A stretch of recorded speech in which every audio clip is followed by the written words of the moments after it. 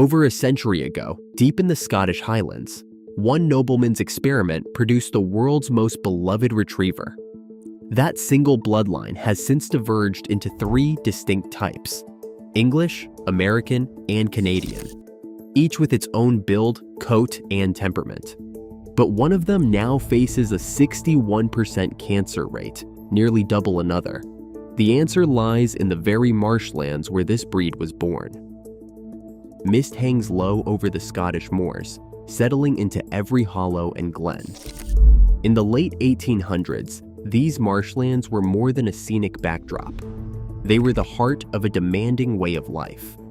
Gamekeepers and sportsmen walked the sodden ground at dawn, their boots sinking into peat, eyes trained on the distant flight of waterfowl. The land itself dictated the rules, with thick reeds, icy streams, and tangled undergrowth that made retrieving downed birds a test of endurance and instinct. Traditional gun dogs struggled here. A dog needed a dense, water-repellent coat to withstand the chill, strong limbs for wading through mud, and a soft mouth to bring back delicate quarry unharmed. On sprawling estates like Guisachan, the hunt was both sport and necessity. Each autumn, the return of migrating ducks and geese signaled weeks of preparation. The shooting parties that gathered were not simply for leisure. They were rituals of land stewardship and rural survival. Every retrieved bird mattered. The marshes swallowed what was not found. A dog that hesitated, shivered, or failed to navigate the waterlogged ground risked leaving valuable game behind. The need for a new kind of retriever grew urgent, one shaped not by fashion but by the relentless demands of the land. Out of this quiet, challenging landscape, the vision for a better working dog took root. Selective breeding was not a matter of prestige, but of practical necessity. The estate's kennels became a laboratory of adaptation, where each litter was measured against the challenges of the glen. The marshlands, with their biting winds and hidden pools, became silent partners in the creation of a breed that would one day be known for its resilience, intelligence, and unwavering loyalty. Here, in the hush of the Highlands, the Golden Retriever's story began, not as a showpiece, but as a working companion shaped by the wild beauty and demands of its home. Three distinct faces now define the Golden Retriever's global story. The English, American, and Canadian types stand side by side, each shaped by decades of subtle selection and regional ideals. The English Golden, sometimes called British or Cream, is instantly recognized by its broad, blocky head and deep-set, soulful eyes. Its frame is sturdy and substantial, standing about 21 to 24 inches at the withers, with weights ranging from 55 to 75 pounds. The coat is dense and straight, often pale cream or light gold, with moderate feathering that lies close to the body and gives a soft, almost plush texture. Underneath, a thick undercoat shields against damp and cold, a legacy of soggy Scottish mornings. The American Golden moves with a different kind of energy. Leaner and slightly taller, it favors a more athletic build, with longer legs, a narrower head, and a flowing feathery tail that seems to sweep the air. The muzzle tapers gently, blending into a skull that is less blocky and more refined. American coats shine in shades of deep gold to vibrant copper, with feathering that is long and abundant, especially along the chest and thighs. The outer coat is often looser and more luxurious, a nod to the breed's popularity in conformation rings and agility fields across the United States. Canadian Goldens bridge these worlds. Their silhouette is streamlined, with a body length just slightly greater than height, and a head that balances breadth and elegance. The coat is typically darker, ranging from classic gold to a rich reddish hue, and is less heavily feathered than the American type, making grooming less demanding. At 22 to 24 inches tall and up to 80 pounds for larger males, Canadian Goldens are built for stamina and the chill of northern climates, with a coat that repels water and snow. Across all three, the differences are more than cosmetic. Each type carries the history of its homeland in bone, muscle, and fur. Yet whether stocky and cream, lean and golden, or russet and robust, every golden retriever remains unmistakably part of the same enduring breed. In a quiet library on the Guisachan estate, a single candle flickered as Lord Tweedmouth opened his stud book in 1868. The names he wrote, Noose and Bella, became the first chapter in the Golden Retriever's documented lineage. The story often told is of a handshake in a Brighton cobbler's shop, where a yellow wavy-coated retriever named Noose changed hands not for gold, but for a promise and a clasp of hands. While the handshake itself lingers as legend, the existence of Noose is no myth. The Highland Archive Center still holds Tweedmouth's original records, each entry in his careful script tracing the bloodline back to that yellow dog and a Tweed water spaniel named Belle. The pairing produced 4 puppies that summer: Ada, Crocus, Primrose, and Cowslip. Their names, preserved in the 1868 stud book, echo through every golden retriever pedigree today.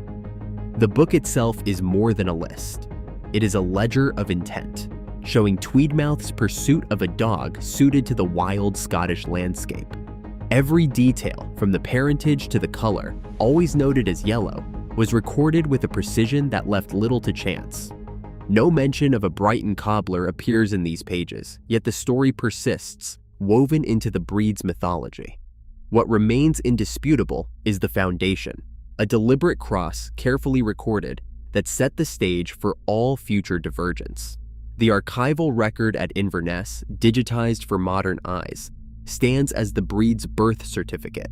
From these first pups, the genetic threads would stretch outward, across borders, through generations, shaping the English, American, and Canadian types that would one day be recognized around the world. A tennis ball arcs across a dew-soaked field at sunrise. The American Golden Retriever is already in motion, muscles coiled, eyes fixed on the prize. This is the dog built for speed and stamina, an athlete in golden fur. 60 to 90 minutes of high-intensity activity is not a luxury, but a daily need. Fetch, agility drills, long swims, these are the routines that keep the American type balanced and content. Owners who thrive on movement, who lace up their running shoes each morning, find a willing partner in this dog. The energy is infectious, the drive to work nearly endless. In the heart of a city, a different rhythm unfolds. The English Golden Retriever, broad-headed and calm-eyed, settles into the hum of family life. Morning walks are gentle, the pace unhurried. Children climb over plush cream fur as the dog folds itself into the living room, content with 30 to 45 minutes of moderate exercise.